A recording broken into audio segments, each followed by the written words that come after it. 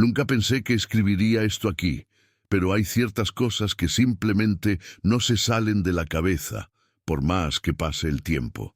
Han pasado meses desde aquel día, pero parece que todo aún está sucediendo, como si se hubiera detenido en el tiempo. Evité hablar de esto con cualquier persona durante mucho tiempo, hasta porque ni yo creía lo que había sucedido. Pero hoy, después de darle vueltas a todo en mi cabeza, decidí desahogarme aquí, en este foro, porque quizá alguien ya haya pasado por algo parecido, o al menos pueda entender. Lo que viví aquel día no fue solo extraño, fue como si me hubieran lanzado a una pesadilla mientras el mundo a mi alrededor seguía fingiendo que todo estaba normal.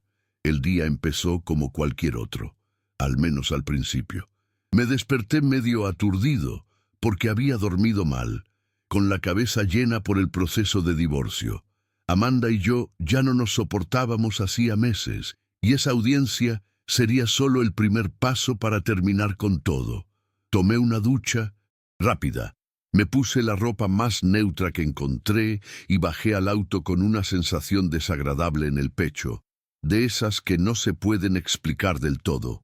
No era solo ansiedad por el proceso, era algo más pesado, como si algo estuviera fuera de lugar y yo aún no supiera qué. Llegué al foro 15 minutos antes de la hora señalada, me encontré con mi abogado y traté de mantener la compostura. Estaba calmado por fuera, pero por dentro parecía que tenía una alarma sonando en el pecho.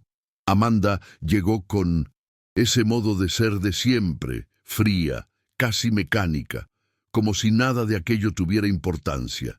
El juez entró en la sala, pidió silencio y la audiencia comenzó. Todo seguía un ritmo normal, hasta que, de la nada, una chica sucia, descalza y claramente sin hogar, entró corriendo a la sala de audiencias. Nadie entendió nada. Los guardias la persiguieron, pero ella gritó una frase que me heló al instante. «Ella va a destruir tu vida». Eso paralizó a toda la sala. El juez se mostró indignado. El abogado de Amanda se quejó, los guardias arrastraron a la niña con brutalidad.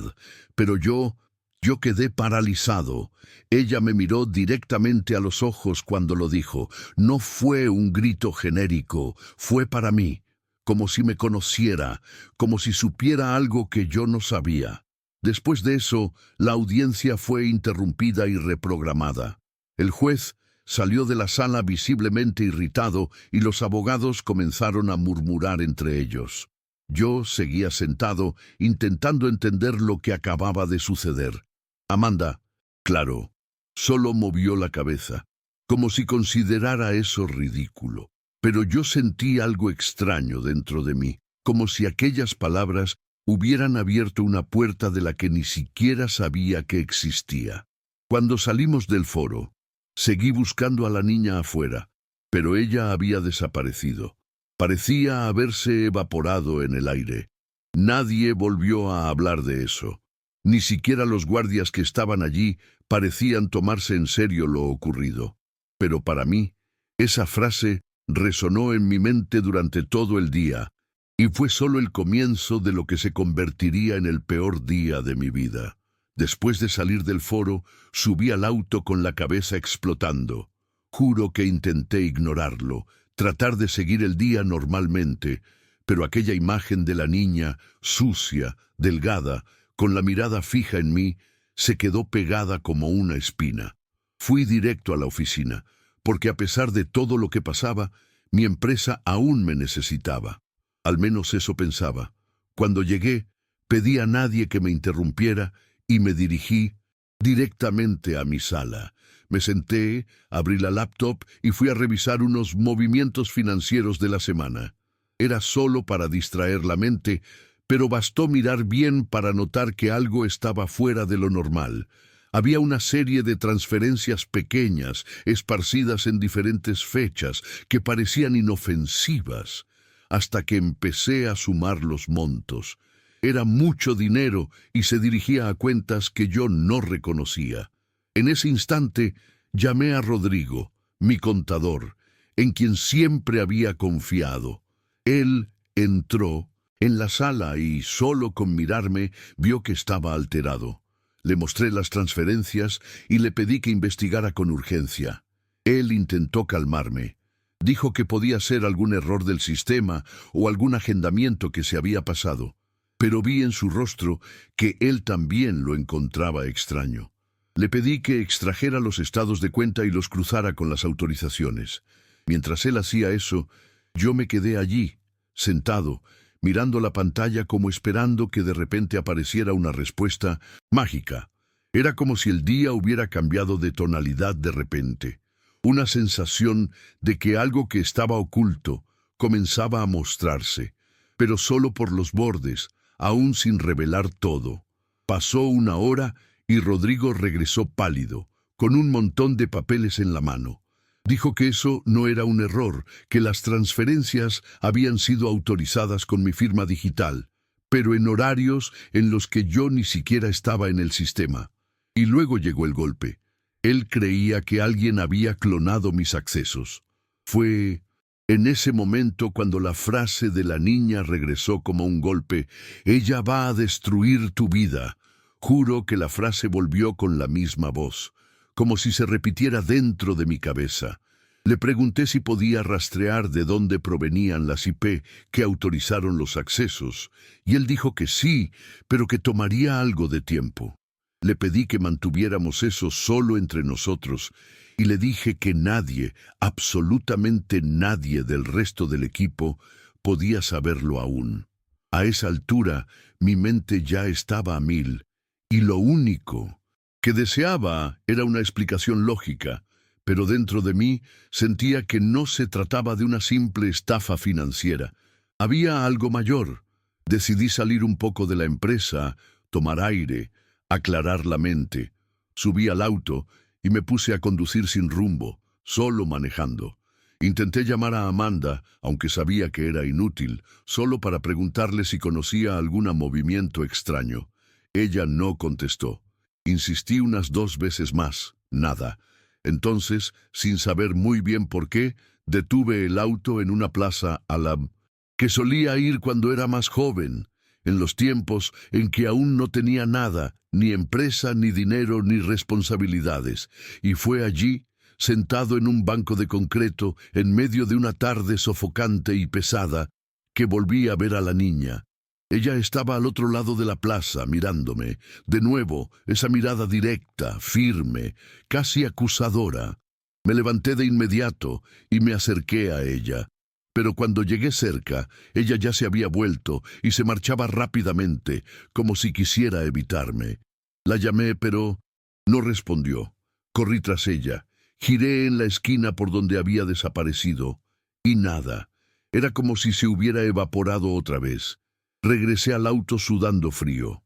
No era solo el calor sofocante de la tarde, era una mezcla de rabia, ansiedad y la sensación de que estaba siendo vigilado. Yo no era de creer en las coincidencias, pero ver a esa niña 2 veces, en lugares diferentes, el mismo día en que todo comenzó a ir mal, me dejó con el corazón en la mano. Encendí el aire acondicionado al máximo y me quedé allí, parado en el auto, intentando juntar las piezas del rompecabezas.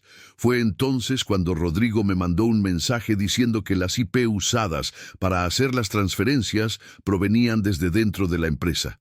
Eso me derrumbó. Mi propia oficina. Alguien a quien conocía y que tenía acceso. Me dejó un sabor amargo en la boca. Confiaba en las personas que trabajaban conmigo. Muchas de ellas habían estado desde el principio. Pero en ese momento empezó a surgir en mí una sensación horrible. Alguien muy cercano me estaba traicionando a mis espaldas. Regresé a la oficina, pero entré por el garaje lateral. No quería ser visto. Subí directamente a mi sala, cerré la puerta con llave y volví a llamar a Rodrigo. Cuando él llegó, me mostró los informes que había obtenido. Todo era oficial, todo validado. No había manera de negar. Los accesos provenían de un terminal dentro de mi empresa, en un horario en el que yo estaba en una reunión externa.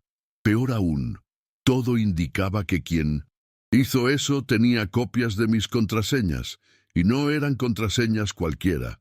Eran aquellas que solo Amanda y yo conocíamos. En ese momento me congelé. Amanda. Sabía que estábamos en proceso de separación, que las cosas se habían enfriado hacía meses, pero jamás pensé que ella sería capaz de interferir en la estructura de la empresa. Traté de racionalizar, de buscar alguna explicación, pero cuanto más pensaba, más se iban encajando las piezas. Eso me corroía por dentro. Tenía miedo, pero era un miedo silencioso, que no sabía muy bien dónde empezar a doler. Me quedé allí encerrado durante unas 2 horas. Pedí comida, pero ni siquiera pude comer. Todo lo que hacía era releer los documentos, revisar los registros, intentando encontrar alguna falla. Rodrigo sugirió que llamáramos a la policía, pero yo lo rechacé. Aún era temprano, necesitaba estar seguro, necesitaba pruebas más sólidas. Si iba a la policía con aquello, sin tener todo muy bien atado, podía salir mal. Y si realmente se trataba de alguien de dentro, cualquier movimiento en falso podría alertar a esa persona. Le pedí a Rodrigo que descargara las grabaciones de las cámaras de seguridad de los días en que se hicieron las transferencias. Quizás así atrapábamos a alguien usando el computador equivocado. Mientras tanto, empecé a revisar los contratos de la empresa, buscando cláusulas, revisando participaciones. Y fue ahí cuando recibió otro golpe. Algunos documentos estaban diferentes. Pequeños detalles, cláusulas que parecían haber sido cambiadas. Un contrato con una empresa que ni recordaba haber firmado. Y adivina, firmado con mi firma digital. A esa altura, ya no sabía en quién confiar. Llamé a un amigo mío que es abogado y le pedí que revisara algunos documentos, pero sin explicar mucho. Solo pedí una revisión. Cuando colgué, miré por la ventana de mi oficina y vi, allá abajo en la calle, estacionado al otro lado de la avenida, un auto oscuro con los vidrios polarizados. No sé explicar por qué eso llamó mi atención. Era solo un auto, detenido, pero lo miré por unos buenos minutos, y en determinado momento, juro por todo lo que vi a alguien mirándome fijamente desde ese auto. No sé si fue paranoia, pero fue entonces cuando mi estómago se retorció, porque en ese instante todo comenzó a parecer parte de algo mucho mayor. Algo de lo que no tenía ni idea de cómo había empezado, pero que ahora ya me estaba devorando. Recogí mis cosas apresuradamente y salí por el garaje, tratando de evitar aquel auto estacionado. Aun con la cabeza hirviendo, el corazón apretado y una sensación extraña en el pecho, decidí ir a casa. Solo que, a mitad del camino, tomé un desvío sin pensar mucho. Algo en mi interior decía que necesitaba volver al foro. Tal vez ver el lugar vacío me ayudara a entender si todo aquello había sido real o solo fruto de mi estrés. Cuando llegué, el edificio ya casi estaba cerrado. Logré entrar porque conozco al guardia de la noche, y él me dejó pasar después de unas disculpas poco convincentes. Subí hasta el piso donde había ocurrido la audiencia. El pasillo estaba oscuro, silencioso, y el eco de mis pasos me incomodaba. Me quedé parado allí, mirando la puerta de la sala de audiencias, como si de ella se pudieran obtener respuestas solo con mirarla. Y de repente escucho una voz bajita proveniente del fondo del pasillo. Me recorrió el cuerpo de pies a cabeza. Era como un susurro, una voz infantil, repitiendo algo que no entendí a la primera.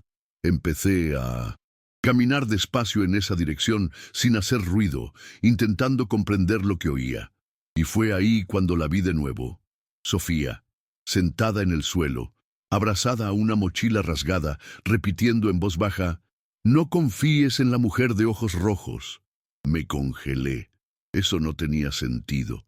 ¿Qué mujer de ojos rojos? ¿Quién era ella? ¿Y cómo fue que esa niña apareció de nuevo, justo allí, en ese lugar? La llamé, pero ella se encogió como si tuviera miedo. Hablé más suavemente. Me acerqué con cuidado. Me miró y dijo con voz firme esta vez. Ella te va a destruir y él ya está dentro de tu casa. Me quedé paralizado. No sabía quién era ella, ni él, pero por la forma en que lo dijo, parecía que era ahora, no en el futuro, ahora. Intenté sacarle más información, pero una empleada de limpieza apareció en el pasillo y Sofía salió corriendo como un rayo. La perseguí, pero la niña simplemente desapareció bajando las escaleras. Era como si se hubiera evaporado. Bajé corriendo los pisos. Pregunté al portero, a los guardias de abajo. Nadie vio a ninguna niña salir. Regresé al auto en estado de shock. No era solo el lío en el trabajo, los documentos falsificados, la posible traición de mi esposa. Ahora tenía a esa niña apareciendo de la nada, diciendo frases sin sentido, pero que de alguna forma encajaban en las piezas de mi rompecabezas. Conduje despacio, casi en trance, hasta llegar a casa. Ya casi era medianoche. La casa estaba oscura y la alarma ni siquiera había sido activada. Eso me puso nervioso.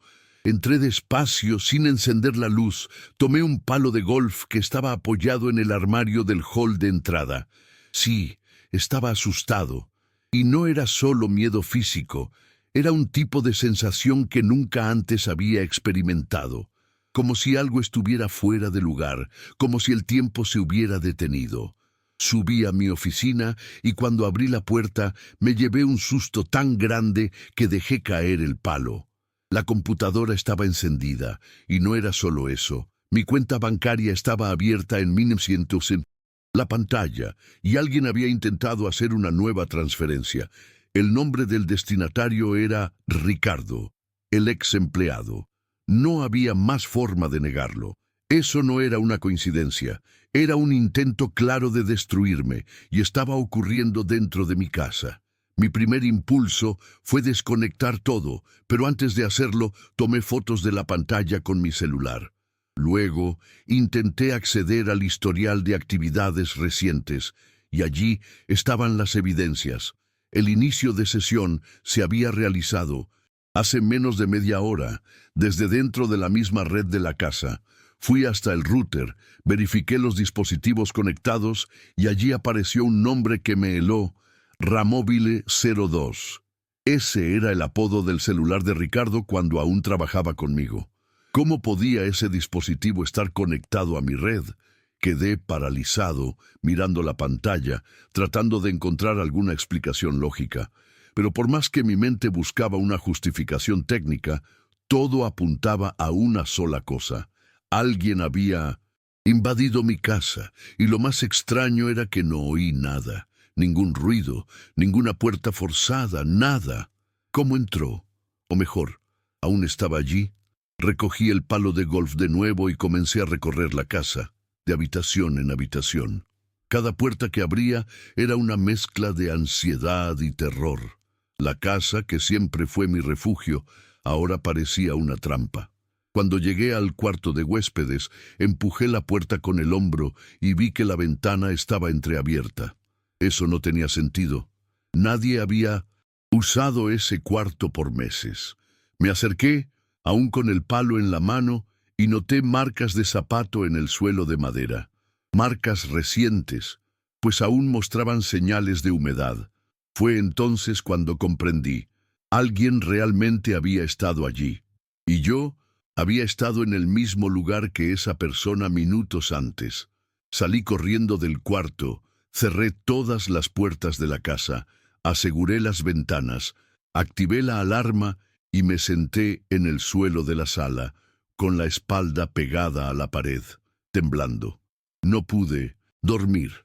Me quedé allí, sentado, con el palo a mi lado, mirando al vacío y escuchando cada crujido de la madera como si fuera un paso. Cuando el día empezó a clarear, me levanté despacio, fui al baño y me lavé la cara con agua fría. Me miré en el espejo y no me reconocí. Parecía otra persona, más viejo, más cansado, más desconfiado. Tomé el celular y llamé a Rodrigo, mi contador. No conté todo, pero le dije que la situación se estaba saliendo de control. Quedé en reunirme con él esa mañana. Bien, temprano, en un café discreto. Llegué antes, claro, y me quedé observando a la gente entrar y salir, como si cualquiera pudiera ser una amenaza. Cuando Rodrigo llegó, me senté con él en el fondo del salón y sin rodeos le mostré las fotos que había tomado de la pantalla de mi computadora. Él se puso pálido. Dijo que eso era mucho más serio de lo que imaginaba y que la cuenta que recibió, una de las transferencias, ya había sido cerrada. Me dijo algo que me heló: el número del banco y la cuenta que se habían usado estaban registrados a nombre de una empresa fantasma creada hace 2 años. ¿Y adivina quién era el único representante legal de esa empresa? Amanda. En ese instante sentí un nudo en el estómago. Quería creer que era una trampa, que ella estaba siendo utilizada, que no tenía idea de lo que estaba ocurriendo. Pero ya no se podía ignorar las señales. Rodrigo también me contó que uno de mis socios más antiguos había realizado movimientos sospechosos días antes de que comenzara nuestro proceso. Todo empezó a encajar, pero no de la forma que quería. Era como un rompecabezas armado para destruirme, en el que cada pieza había sido cuidadosamente posicionada para explotar en mi cara, y ahora yo estaba sentado en medio de los escombros, tratando de entender cómo dejé que todo llegara a ese punto. Salí de ese café con la cabeza hirviendo. Estaba seguro de que Amanda estaba involucrada hasta el cuello, pero al mismo tiempo me invadía una sensación de opresión en el pecho, una mezcla de decepción y vergüenza. Era la mujer con quien había compartido mi vida durante años, y ahora me enfrentaba a la posibilidad real de que todo lo que vivimos había sido parte de un plan. Al subir al auto, mi instinto fue conducir hasta la oficina, pero algo me hizo cambiar de ruta. Terminé yendo al antiguo almacén de la empresa, donde todo había comenzado años atrás. Era un lugar algo abandonado hoy en día, usado solo para almacenar algunas cosas viejas, pero allí me sentía lejos en todo.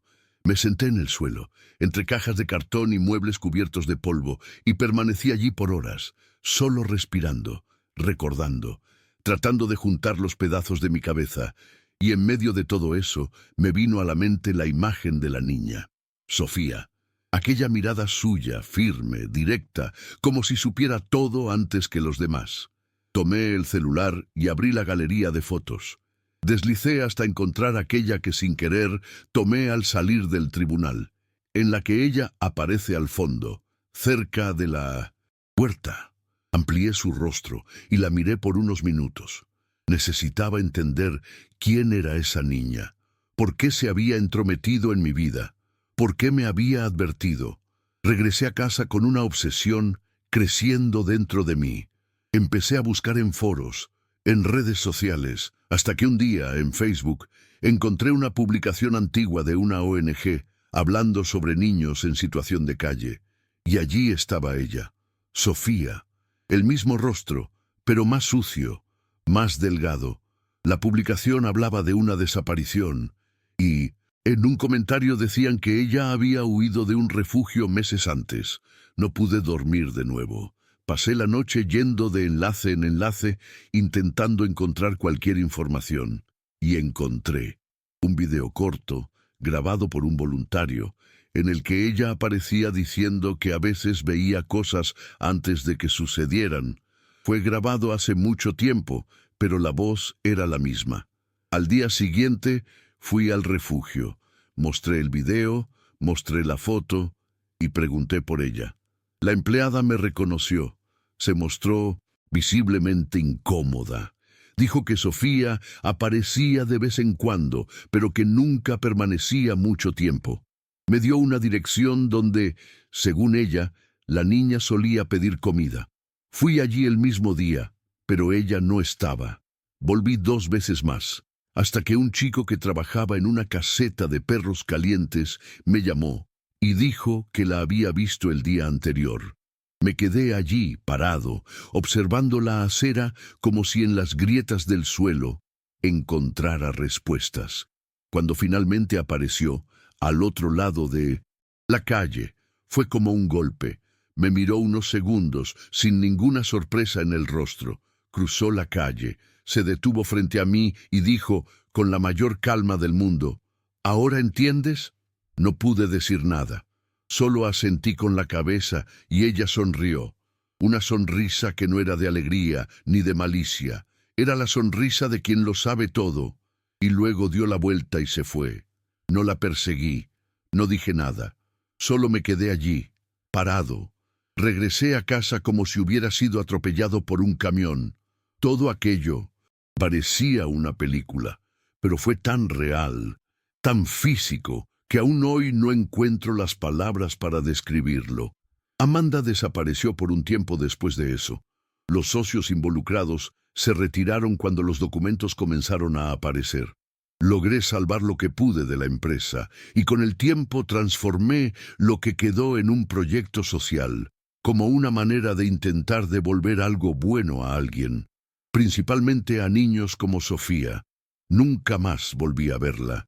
Ni sé si todo aquello fue una coincidencia, o si realmente ella sabía de todo desde el principio.